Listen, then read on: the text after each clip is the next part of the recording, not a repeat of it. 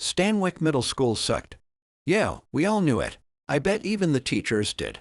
But that didn't make reporting to this prison any better. Located in the heart of southwest Georgia, Stanwick Middle was the only one in our all-American town. A home to 7th and 8th graders, our whiny teachers, and a shoal administrators. The shambling, sprawling brick buildings were once a high school before Decatur County made it a public hand-me-down. And it certainly showed. The two buildings were nothing more than tombstones in this cemetery for youthful dreams and ambitions, all of it connected by breezeways made to shepherd us in like cattle led to slaughter. The courtyard was a crypt, the lunchroom a cave. At 14, high school was upon me. But man, March was going by slow. Still, we were only months away from freedom. Months away from that first step to adulthood. I was looking forward to high school JV football. Yeah, maybe I was more lanky than muscular, but I was quick. That's what mattered at this stage when you were getting to be a running back or wide receiver. Coaches told me I'd grow into my frame, and I believed it, even if I wasn't very tall at the moment. Regardless, I couldn't take many more days in 8th grade, especially in my homeroom.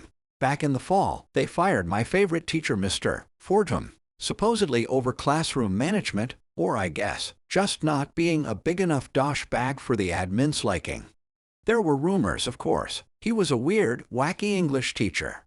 Supposedly, parents of the richer kids were appalled when he dared write up their little darlings, even though that Lake Douglas crowd treated him like complete *T. You know, the types. The middle class pretending to be upper middle class. Mostly white. Mostly *RKS. Public school has to have priorities, right? So now we were stuck with Mr. Barr. Lucky us. This former cop turned middle school disciplinarian gave us hell. Not to mention he was a former football player, so obviously Mr. Barr scared everyone into silence. His hair gray even when his face got blood red. I can't say I enjoyed any of my teachers now. Much less the principals and vice principals. Hell, the whole faculty. They always just looked down upon us, just looking for excuses to call me out or make me feel inferior and dumb. All they wanted was discipline. Power. To put Sheldon in his place.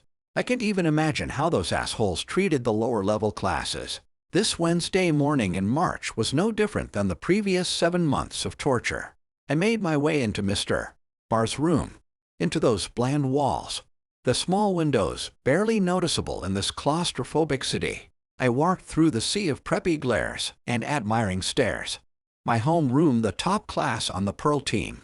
But we were far from the gifted classes, regardless of how the snobs and wannabe TikTok celebrities tried to pretend. I sat down beside my friend McAleb, one of the few black guys in the class. Besides me, of course. McAleb was a bit taller than I. A bit more muscular. Okay, maybe handsomer, even for a gamer. Our only conflicts ever came from some of those middle school girls literally fighting over us. McAleb flashed me a beaming smile.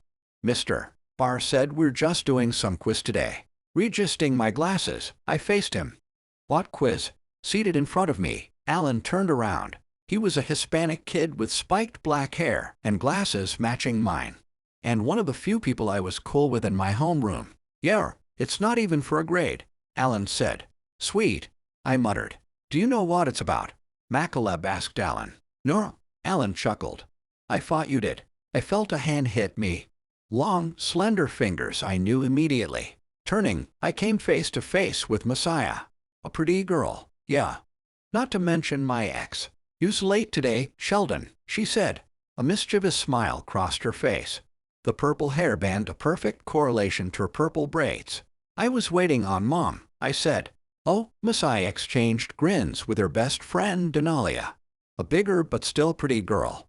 Then again, most girls were taller than me. Denalia pushed away her own angling braids. I told Messiah you were avoiding her this morning. No, I replied. I wasn't avoiding anyone. I stole a glance over at the rest of the class. The rows and rows of smug shitheads talking amongst themselves.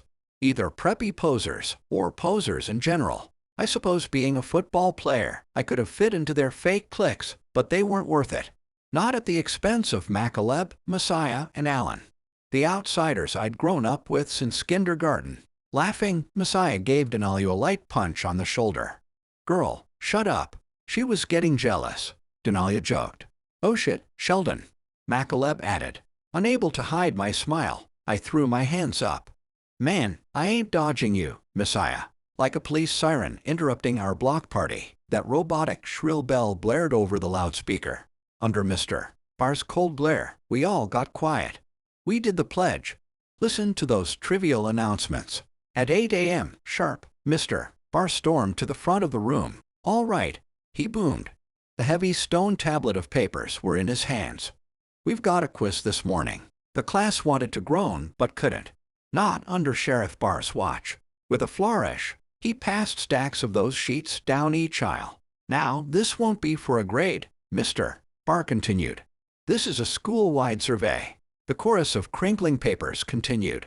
I took a piece and passed the rest back. The class silent, but curious. Going into stern preacher mode, Mr. Barr held his hands out toward us. But take it serious now. Don't rush through this. Intrigued, I held the sheet in my skinny hand. Scanned it. These weren't math questions. Nothing academic at all. The school wanted personal info. This is important, Mr. Barr reiterated. The school needs honest answers. I saw Messiah and Denalia match my confusion. Sue McAleb ran a hand through his short hair. This is so weird. I heard Ellen's nasally tone mutter in front of me. Playing drill sergeant, Mr. Barr paced up and down the room, his glare hovering on all of us, piercing straight into our young souls. Now take your time. And absolutely no talking. I kept watch on our teacher. And Mr. Barr damn sure never left his post in front of the whiteboard. His cold eyes looked toward me. A predator staring down timid prey. Immediately, I confronted this so-called quiz. Still trembling in the aftershock of Mr. Barr's scare tactics, everyone else stayed quiet. Now I got a better glimpse at the questions. And at what a strange survey it was.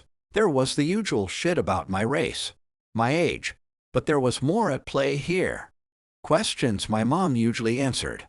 The quiz asked about my parents, what our income was, did I come from a single-parent household, how many relatives I had that lived in Stanwyck, how active were we in the community, and this shit wanted details.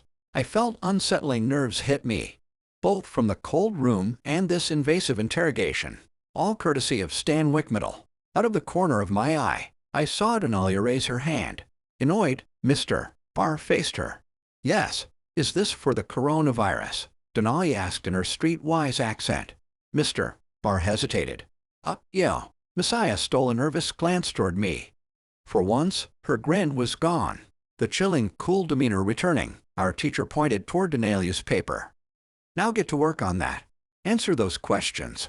Still looking over at me, Messiah shrugged her shoulders. I could only do the same. And remember to be honest on those answers, Mr. Barr added. When you're done, hand it over to me, then you can get on your Chromebooks. Quietly, about an hour later, Mr. Barr organized us in a straight line, ready to lead us into the hallway and to Mrs. Moore's room. Our English class. I followed McAleb and Allen to the end of the line, far away from the judgmental jerks in name-brand clothes. Of course, Messiah slid in behind me. As always, her flirtation and thirst on the prowl, she grabbed my ass in a tight squeeze. That booty! I heard Messiah exclaim. Turning, I faced her and Denalia's identical smiles. Really? I said with a grin. Messiah chuckled. Why was they asking all that stuff, you think? It's gotta be Corona, Denalia added. I don't know. I said. I stole a discreet glance toward Mr. Barr. He was busy chewing out the front of the row. I faced the girls, both flirting and still curious about that quiz. They asked some weird stuff. Yeah, they be wanting to know what my mama makes, Denalia commented. Messiah sneered. Ain't no way they should be asking that. I gave them a nervous laugh. Yeah, they're tripping. Turning, I now saw Mr. Barr's sharp glare fixated on me. I went quiet. Quick. Next was cell block 210, Mrs. Moore's room. Surrounded by the cheesiest vocabulary and grammar posters, my class was at the mercy of this slender, spastic teacher. You'll got a quiz today, shouted Mrs. Moore's shrill southern accent. Her bony hands handed out the papers to each cluster of desks. Seated by Alan and McAleb, I stared down at this other survey. There were even more questions. Messiah waved her paper toward Mrs. Moore. We just got one of these last class. With precise coldness, Mrs. Moore brushed away her dwindling dyed hair. These are different, Messiah. And she was right. I couldn't believe it. There were about 20 or 30 questions, most of them in need of my personal details. Where do your closest relatives live? Do you have any family in law enforcement? This shit was random, but we had no choice. Be sure to be honest, Mrs. Moore reminded us. She stopped by our table. McAleb cringed. I looked over at Messiah. She flashed me a scowl as she shook her head in frustration. I nodded, feeling her pain. And once you're done, just get on the Chromebooks, Mrs. Moore continued. That lanky finger pointed toward a corner of the whiteboard. Lunch changes was scribbled by a blood-red marker. And just in case Mr. Barr didn't tell y'all, today, they're giving you a sack lunch. Well, Mrs. Moore wasn't lying. We damn sure got a sack lunch. And it sucked ass. No surprise. I sat down with Alan and McAleb. All three of us got the same chicken sandwich. Only Messiah, Denalia, hell, everyone else got chicken wings. What the F***ck, I fought. The sandwiches were shit. Their texture soggy. The taste bitter. Immediately, they gave me a headache. Queasiness. As my friends and I talked, I looked over toward the teacher's table. Amidst the murderer's row of SHTDY admins and even B***shire teachers, there were Mr. Barr and Mrs. Moore. Our science teacher, Mrs. Wheeler, sat next to them. She had the tan and frame of a PE coach, not to mention the attitude. She kept ranting on and on in that southern accent. But all the while, Mrs. Moore and Mr. Barr's eyes stayed on the three of us, as did their wicked smiles. I don't remember much from then on. The breezeway was a blur. Connections classes crashed before me. Science and geography entered a haze. That *TTY cafeteria food had to be drugged. I awoke hours later. The lone window showed darkness. I felt a chill amongst the wooziness.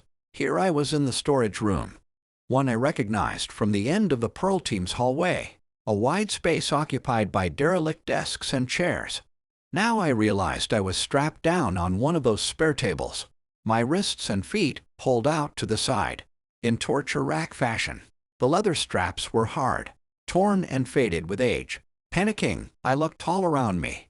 At this janitor's motel room, there was the chair in a corner where Mr. Willie regularly slept, the sink where he shaved, cabinets that God knows how many bottles of liquor he and the faculty kept hidden. Amidst the clinical lighting, I blinked, struggled to escape the haze, then wished I hadn't. There were Mr. Barr and Mrs. Moore standing by a table. Rather than wrinkled polos and khakis, they wore long dark robes, their gowns baggier than their regular clothes. This surrealism only increased once I saw the gold medallions they wore. The jewelry, big pentagram shapes. A row of daggers were spread across the table. Sharp, pointed blades. Some curved, some jagged. Their handles all crooked. Through the silence, I heard constant bubbling. A boiling substance brewed in a huge black cauldron. Goblets and silverware surrounded it in elegant fashion, as did towering unlit candles. The items antiques from a darker, bygone era. This strange stage was set for a feast, or ceremony. For what, I wasn't sure. But while far from an expert, I'd read enough horror to know what was going on. This shit was a cult. Shit, I muttered. Turning, I saw McAleb and Alan laid out on separate tables. They too strapped down. But three of us in a helpless row. Each of us dead silent. I matched McAleb's scared eyes. Alan pulled against the straps to no avail. We were F***ck. They're the ones who checked off everything, right? I heard Mr. Barr ask Mrs. Moore. Intense, Mrs. Moore waved her hands at him. Yes, black and Mexican kids, single parents, low income, no family in the area. Oh yeah, they're perfect, Mr. Barr noted. No one will miss them in town. They're perfect for the sacrifice. Mr. Barr chuckled. It's nice to get our own kids too. He looked toward us, his cold glare joined by a chilling smile. Oh yeah. The three of us shivered beneath his watch. I bet they'll taste good too. Cackling, Mrs. Moore gave him a playful shove. "You know it." I saw McAleb cringe. "I can't wait, Mr. Barr said. Tears in his eyes. McAleb turned away. I didn't even say goodbye. He told me. I forgot to say goodbye to Mom. Like a soundtrack. Mrs. Moore's hideous laughter surrounded us, echoing through this chamber, tearing into our souls. I shook my head. Determination started entering my fear. The resolve I had every time I got told I was too small to carry the rock or make that catch. Every time I stepped onto the field, I wasn't gonna let my brothers down. Not my best friends. Mrs. Moore snatched a large knife and walked toward Alan. Her steps slow, methodical. She dangled the blade. A taunt further terrifying Alan. I pulled on the straps. They weren't breaking off, even against my strength. "Fuck you," I heard Alan scream. With sadistic pleasure, Mrs. Moore twirled the knife in Alan's face. He let out a helpless scream. Blood boiling inside me, I looked between the straps restraining my wrists. They were loose, for me anyway. "Oh, we're gonna have so much fun with you," I heard Mrs. Moore tease Alan. I lowered my hand through the right strap. Focused, I contorted my hand in so many ways. I got through. For once, being so damn skinny paid off. "We're gonna take our time, too," Mrs. Moore continued. Keeping calm, I slid my fingers all the way out, then repeated the process with my left hand. Now I saw Mrs. Moore trace that knife along Alan's face. He squirmed under her sinister spotlight. Next to me, McAleb pulled on the straps. Desperate to help. Desperate to save Alan. UB*TCH. He yelled at Mrs. Moore. "Leave him alone." I stole a glance toward Mr. Barr. He stayed busy straightening the silverware and knives, preparing for the coven ceremony. The coast was clear. I slid my left hand out.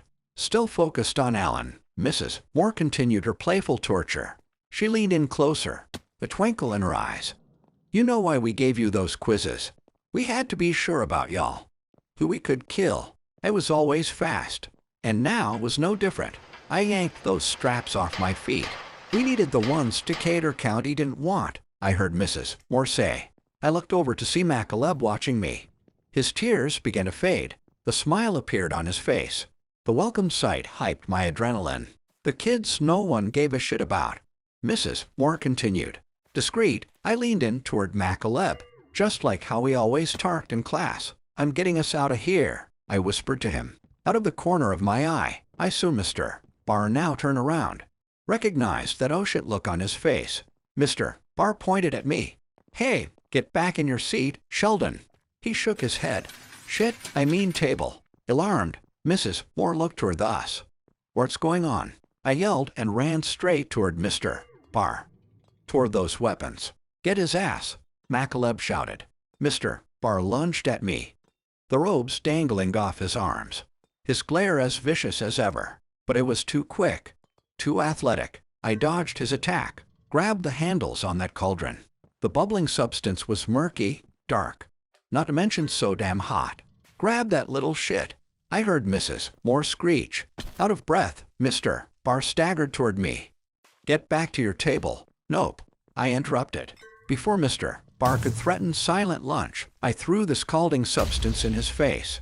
Immediately, the man's face got scorched. His skin swelled up, bloated and peeling. The reddest I'd ever seen him get, even counting his classic classroom meltdowns. Screaming, Mr. Barr collapsed to the floor. On top of those steaming black puddles, he kept clinging to his face, pulpy flesh sticking to his fingertips. His agonizing cries muffled by charred lips. Whatever the hell they were boiling was pure black and oozing oil. And that shit was hot too. The cauldron now felt light in my hands. Still holding that baby, I watched Mr. Barr struggle. He was down for the count. I couldn't help but smirk. Man, the triumph was real. "Sheldon, look out," I heard McAleb yell. I turned to see Mrs. Moore come charging forward. Her glare was glowing, her hair electric and sprawled out all over the place, her knife ready for blood. "You little shit," she screamed. I stayed calm, poised as my coach would say. I hurled the cauldron right at her, with all my might. One hit to the face sent Mrs. Moore straight down. She let go of the knife. One of my least favorite teachers was now out cold. The heavy cauldron collapsed next to her. Mrs. Moore's eyes were now blacker and bruised. Her smashed nose kept pouring blood, trickling over the creepy medallion of many smiling faces. Fresh red highlights for her hair. I grinned at my boys. "Let's go," McAleb cheered. I undid their straps. Then we grabbed our phones. McAleb got in Mrs. Moore's unconscious face for more insults. Not sure what else to do, we left our teachers behind and got the hell out of there. The three of us journeyed through the dark hallways, then into the cold night, neither of us wanting to stick around to see who else was left at Stanwyck Middle. As we walked to McAleb's house, we relished in our victory. Our escape. 3 soldiers marching through these lower-class streets. That was so cool. Alan gushed. "I know, right," I replied. McAleb hugged me close. Our bromance too strong. "Yeah, you got them, man." Alan gave us a curious look. "Hey, does your mom have any alcohol?" "Oh shit," I said, grinning. McAleb checked his phone. "Yeah, I think she's asleep too." Alan gave a goofy fist pump. Yes. The next morning, the 3 of us got the same text alert. That and McAleb's mom screaming didn't help our collective hangover. Then again, I guess she should have been pissed, considering we drank her entire bottle of vodka. But school was cancelled. Indefinitely. Yo, we cheered. Messiah and Denalio instantly texted me excited emojis. Most of all, this meant more time for my boys. Not to mention we now had nothing but Fortnite for weeks. But still, I felt a lingering unease. The school's official excuse was Corona, but I had my doubts. During the break, I got a weird email. One from Mrs. Wheeler. And not to my school email address, either, but my personal one. One I never gave Stanwyck Middle. Except for on that quiz. I felt my heart sink to the ground. Felt my dread only increase. Like an apparition, Stanwyck Middle had followed me back home. Even during the corona epidemic. The message read, "Sheldon, I was looking over the quiz you took Wednesday. Honey, you need to come by the school ASAP. The entire faculty needs to talk to you. I've already talked to your mom, so please drop by my room tomorrow. Mrs. Wheeler. P.S. Also tell McAleb and Alan to come."